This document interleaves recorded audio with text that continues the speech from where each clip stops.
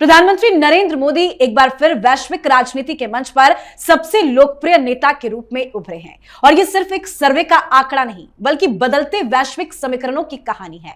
खबर यह है कि अमेरिकी data analytics firm morning consult के ताजा सर्वे में पीएम मोदी को 68% की शानदार अप्रूवल रेटिंग मिली है और पीएम मोदी ग्लोबल लीडर्स की लिस्ट में नंबर 1 पर है। ये सिर्फ नंबर नहीं है, ये उस भरोसे का प्रमाण है जो भारत की जनता और दुनिया दोनों ने उनके नेतृत्व पर भरोसा जताया है। Global leader approval rating tracker है। ये बेसिकली कहा जाता है कि 29 नवंबर और 5 दिसंबर के बीच में 2023 में ये दुनिया के जितने भी लीडर्स हैं उनका डाटा इकट्ठा करते हैं और इसमें उन्होंने कहा है कि जो नरेंद्र मोदी है उनकी अप्रूवल रेटिंग सबसे ज़्यादा है 76%। इंडिया डिक्टेशन नहीं लेता मगर इंडिया नेगोशिएशन करता है। वो इंडिया इज ओके। मैं honestly I am telling you, India का बहुत बड़ा स्टेक है with America and with Russia और बहुत पुरानी तारीख है इसकी। 70-80 साल से वो एक फलसफा है वहाँ, उसको एक रात में डोनाल्ड ट्रंप नहीं खत्म कर सकता। मोदी जी को बैन कर दिया गया है चाइना के अंदर। उसका रीजन है कि यहां पर जो सोशल मीडिया था उसके ऊपर बहुत ज्यादा एंटी इंडिया होते हैं कि यार हमारे यहां पर कुछ लॉ ब्रेक ना किया हो तो भी हमें वॉच किया जाता है, हमें अंदर किया जाता है और भारत में कुछ हो ही नहीं रहा। They are fascinated and China में वही लोग जो फ्रीडम है इनके पास बट दे आर टेरिफाइड। इसलिए अब हो क्या रहा है, चाइनीज गवर्नमेंट बोलती थी कि भारत बड़ा गरीब है, लेकिन जब चाइनीज अब वीपीएन यूज करने के बाद भारत की वीडियोस देखते हैं, हमारी तरक्की की वीडियोस देखते हैं, हाईवेज बन रहे हैं, एयरपोर्ट्स बन रहे हैं, पूरे दुनिया में हम ये कुछ कर रहे हैं। नरेंद्र मोदी साहब की जो अप्रूवल रेटिंग है ये ग्लोबली आती है, कई लोग कहते हैं सही है, कई लोग कहते हैं गलत है। इस हवाले से तो हमें कमेंट कर स्टार्टिंग फ्रॉम ये प्राइम मिनिस्टर मोदी की जरा बात कर लें। कई लोग कहते हैं ये सही है, कई लोग कहते हैं गलत है। देखिए डिफरेंट ओपिनियन है। मेरे ज्यादातर पाकिस्तानियों को अगर ये बात पसंद आए ना आए ये अलग बात है, लेकिन एक हकीकत है कि दुनिया की सबसे बड़ी डेमोक्रेसी, दुनिया की सबसे राइजिंग पावर, आप जो मर्जी नफरत में आके अपने गुस्से में आप किसी चीज को पसंद ना करें, इट डजंट मैटर, लेकिन Modi is the reality of India. लगातार तीसरी बार सत्ता में रहने के बावजूद इतनी ऊंची लोकप्रियता ये दिखाती है कि मोदी सिर्फ एक नेता नहीं बल्कि एक ब्रांड बन चुके हैं। वहीं दूसरी तरफ डोनाल्ड ट्रंप जैसे वैश्विक नेता 39% अप्रूवल के साथ टॉप 10 में भी जगह नहीं बना सके। ये अंतर साफ बताता है कि दुनिया में नेतृत्व की परिभाषा बदल रही है और उस बदलाव के केंद्र में भारत खड़ा है। जय हिंद दोस्तों, once again PM Narendra Modi ji दुनिया के टॉप लीडर्स में आ चुके हैं। दुनिया के टॉप लीडर में आ चुके हैं नरेंद्र मोदी जी। पाकिस्तानी मीडिया में इस समय सबसे ज्यादा रोने धोने का माहौल है, क्योंकि अभी जयशंकर साहब ने दलाल भी इनको कह दिया है। ऊपर से पूरा जो है साल लग जाता है, पूरा 5-5 साल से पाकिस्तानी प्रोपेगेंडा करते हैं और यहाँ भारत में जो है जो ऑपोजिशन है उनका सपोर्ट करते हैं। लेकिन जब देखते हैं कि कुछ ऐसी रेटिंग नरेंद्र मोदी जी की आती है 68% से ज्यादा अप्रूवल, यानी आज भी अगर चुनाव हो जाए तो 68% जो वोटर्स हैं वो पीएम नरेंद्र मोदी जी को पसंद करेंगे पीएम के रूप में, तो फिर आप समझ लें कि क्या पाकिस्तान का प्रोपेगेंडा कहाँ पे स्टैंड करता है, ऑपोजिशन के जो झूठे और गुमराह करने वाले देश को नीचे ले जाने वाली बातें हैं वो कहाँ स्टैंड करते हैं। आप देखिए दुनिया में जितनी नरेंद्र मोदी जी की पॉपुलैरिटी है और रेटिंग है वो किसी और की नहीं है। किसी और, चाहे डोनाल्ड ट्रंप, खैर डोनाल्ड ट्रंप तो है ही, इनामुल मैक्रान की बात कर लें आप, एंथनी एल्बनीज ऑस्ट्रेलिया की बात कर लें आप, जॉर्जिया मेलोनी इटली की बात कर लें आप, ठीक है, या तुर्की के ये अर्दोवान की बात कर लें, हाशिमुनी तो खैर तानाशाह है, जिनपिंग भी आपको पता क्या है। तो मतलब जहां भी लोकतांत्रिक तरीके से चुनाव होते हैं वहां पे अगर रेटिंग की बात करें तो नरेंद्र मोदी जी, उनके टक्कर में कोई नहीं। 68% यार मजाक बात नहीं होती। 51% की अगर अप्रूवल हो जाए ना तो वो बंदा कैंडिडेट हो जाता है पीएम बनने। 51। अच्छा हाँ, ये एक और चीज मैं आपको बता दूं, ये मेरे को याद आ रहा है लास्ट ईयर भी मैंने इसको कवर किया था ये अप्रूवल रेटिंग, उस समय शायद 72 के आसपास थी। सो घटी जरूर है, स्टिल नरेंद्र मोदी जी नंबर 1 है पर घटी जरूर है। I think UGC is a main reason Bharat में।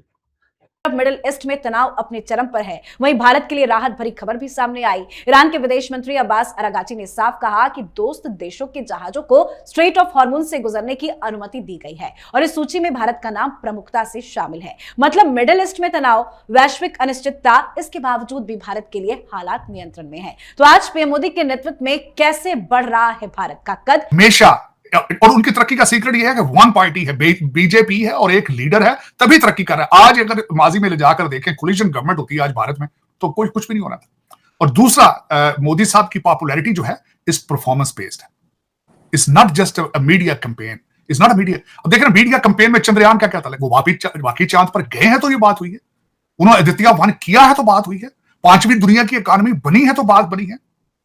उन्होंने वहां पे तेजाज असेंबल कर रहे हैं, इन चीजों से तो डिनाई नहीं कर सकते ना आप। एक लिस्ट ऑफ परफॉर्मेंस है, कोई भी करके देखे वो इतना पॉपुलर हो जाएगा। और दूसरा, इस वक्त मोदी साहब को एक अपर हैंड इस वजह से भी है कि दूसरे ममालिक के अंदर democracy is not performing right. जिस तरीके से अमेरिका और वेस्टर्न सिविलाइजेशन जो है वो ग्रोइंग पेन्स में थक चुके हैं, वो थकते जा रहे हैं मुख्तलिफ अवामल की वजह से। उनके बच्चे थक चुके हैं, बोर हो गए ना उनके बच्चे।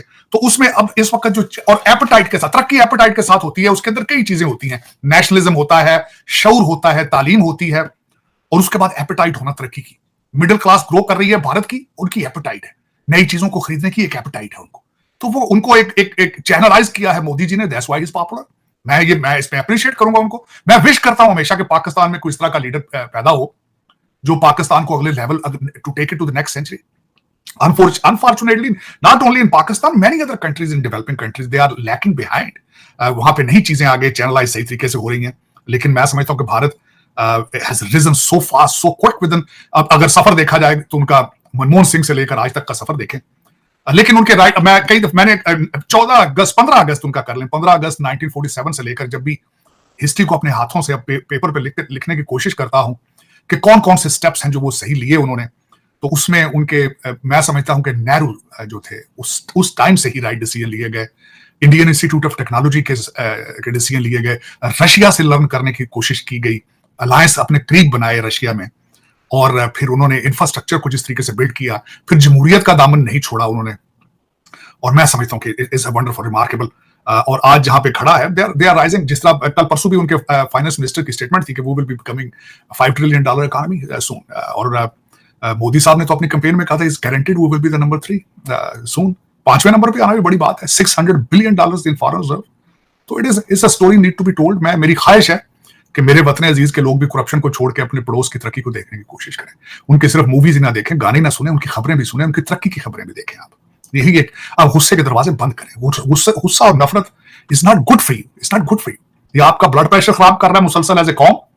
और देखिए, गैरिजन स्टेट की वजह से आपका फायदा था उस वक्त भारत के साथ मुसलसल तनाव में रहने का, लेकिन अब दौर आगे चेंज हो चुका है। अब जंगों वाला दौर नहीं है, आपको भी पता है।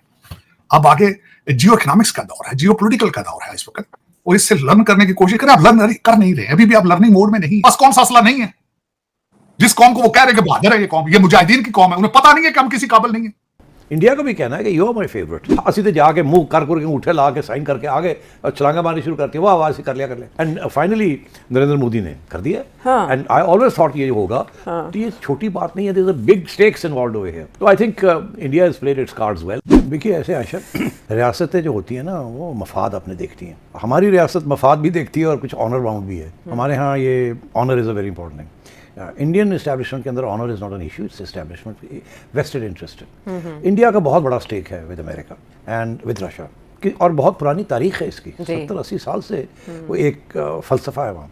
उसको एक रात में डोनाल्ड ट्रंप नहीं खत्म कर सकता। इसीलिए आई हैड सेड कि ये आज नहीं, कल नहीं, परसों, और जल्दी ये इंडिया वापस आ जाएगा और अमेरिका के साथ तल्लुकात फिर ठीक होंगे। और डोनाल्ड ट्रंप ये प्रेशर डाल रहा है उसके ऊपर। अच्छा। और डोनाल्ड ट्रंप की आदत ये है कि वो मैक्सिमम प्रेशर डालता है और मिनिमम के ऊपर डन कर देता है। हाँ। मैक्सिमम डालता है, मिनिमम पे डन कर देता है। अच्छा।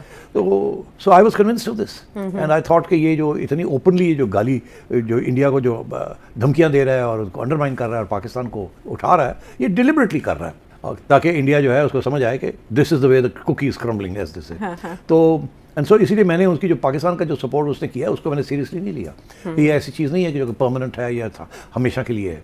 ये सब ड्रामा है, ये सिर्फ था to put pressure on India. अच्छा। ठीक है, अब उसने अपना मकसद पूरा, देखो ना, आप 19% आपको टैरिफ लगा और आप मजे ले रहे हैं, वाह जी वाह, 25 से 50 होने लगा था, ये हो गया हमारा 19, 18 करता।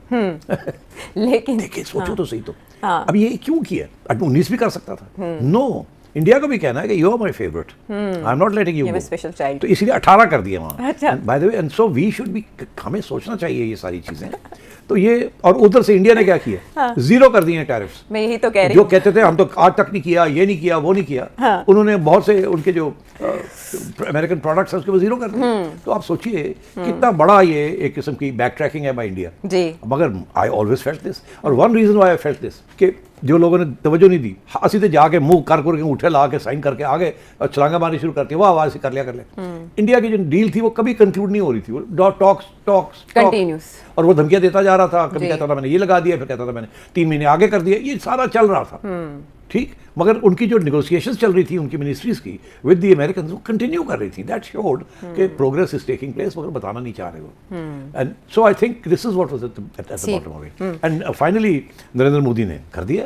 एंड आई ऑलवेज थॉट ये होगा, तो ये छोटी बात नहीं है, there is a big stakes involved over here. अब जो बड़ा ये बात बन रही है कि जी इंडिया ने, कांग्रेस क्रिटिसाइज कर रही है ना कि इंडिया ने जनाब कह दिया है कि अगले 5 साल में हम 500 बिलियन डॉलर्स की इंपोर्ट्स करेंगे और ये करेंगे और वो करेंगे।